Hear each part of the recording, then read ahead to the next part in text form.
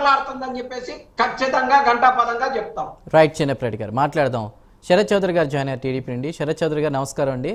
ఏంటి ఈ పారదర్శకత అనేది ఈవీఎంలలో లేదు, ఇందులో మ్యానిపులేట్ చేసే అవకాశం ఉందని వైసీపీ చెప్తూ ఉంది. ఈసారి స్థానిక ఎన్నికల్లో, రాబోయే స్థానిక ఎన్నికల్లో కూడా ఇప్పుడున్నటువంటి కూటమి ప్రభుత్వం ఈవీఎంలకే మద్దతు ఇస్తూ ముందుకు వెళుతుంది, ఇంకా ఈవీఎంలు కొనాలని కూడా చెప్తూ ఉంది. సో మరి దాన్ని వైసీపీ కొంచెం వ్యతిరేకిస్తున్నారు. ప్రజల్లో వైసీపీకే గ్రాఫ్ ఉంది, ఆ భయంతోనే ఇప్పుడు కూటమి ప్రభుత్వం ఈ విధంగా మళ్ళీ మాట్లాడుతుంది, ముందుకు వెళ్తుంది అంటున్నారు. మీ కామెంట్ ఏంటి? నమస్తే చందు గారు, మీకు ప్యానల్ సభ్యులకి అందరికీ గుడ్ ఈవినింగ్. ఇప్పుడు ఎలక్షన్ కమిషన్ అనేది ఒక స్వతంత్రమైన సంస్థ. దానికి తెలుగుదేశం పార్టీకి లేదా కూటమి ప్రభుత్వానికి ఎటువంటి సంబంధం లేదు. ప్రజలు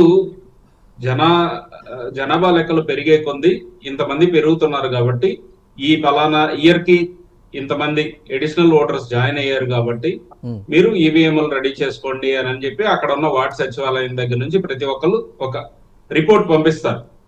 అంత మాత్రాన మీరు దీంతోటే చెయ్యండి అని ఎవరు కూడా ఘంటాపదంగా పార్టీ వాళ్ళు చెప్పడానికి లేదు ఈసీకి.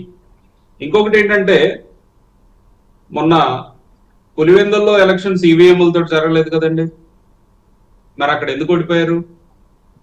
నేను అనేది ఏంటంటే, జగన్మోహన్ రెడ్డి గారు ప్రజల్లోకి వచ్చి సానుకూలంగా తన నియోజకవర్గానికి సంబంధించి కానీ, లేదు అని అంటే అక్కడ మిగిలిన 10 మంది నియోజకవర్గం గురించి కానీ మాట్లాడడానికి శాసనసభ వేదికగా వచ్చి అన్ని మాట్లాడితే వాళ్ళకి ఓట్లు పెరుగుతాయి, కానీ ఈవీఎంల వల్ల ఓట్లు ఇంక్రీజ్ అవటం డిక్రీజ్ అవటం ఉండదు.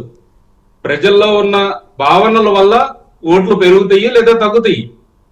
ఇందాక మన వైసీపీ మిత్రులు అంటున్నారు, ఎందుకు ఇన్ని ఓట్లు తక్కువైనాయి, అవాతాతలకు మంచి చేసామా, లేదా కులం చూడలేదు మతం చూడలేదని.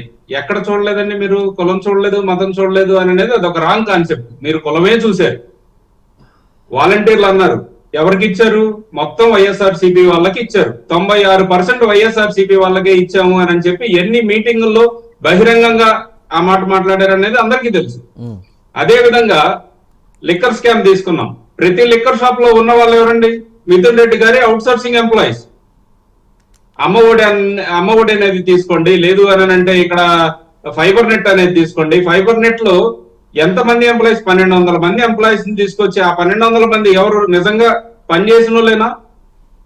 సెక్యూరిటీ గార్డ్స్ ని, వంట మనుషుల్ని, లేదు అంటే కార్ డ్రైవర్స్ ని, వీళ్ళందరినీ పెట్టేసేసి ఎవరిని చూసినట్టు? మీరు కులం చూసారా, మతం చూసారా? అక్కడ కేవలం మీ పార్టీ వాళ్ళు అనే ఒకే ఒక్క అంశాన్ని తీసుకొని ఎట్లా పడితే అట్లాగా దండుపాలెం బ్యాచ్ కంటే ఘోరంగా దోచుకున్నారు.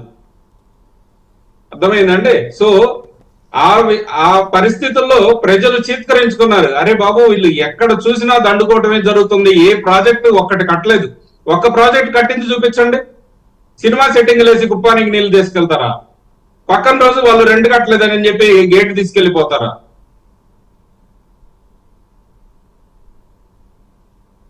రైట్, శరత్ గారు మాట్లాడదాం. సిగ్నల్ ఒకసారి చెక్ చేసుకోండి. కార్తిక్ గారు ఉన్నారు. కార్తిక్ గారు, హై టెక్నాలజీ విస్తరిస్తున్న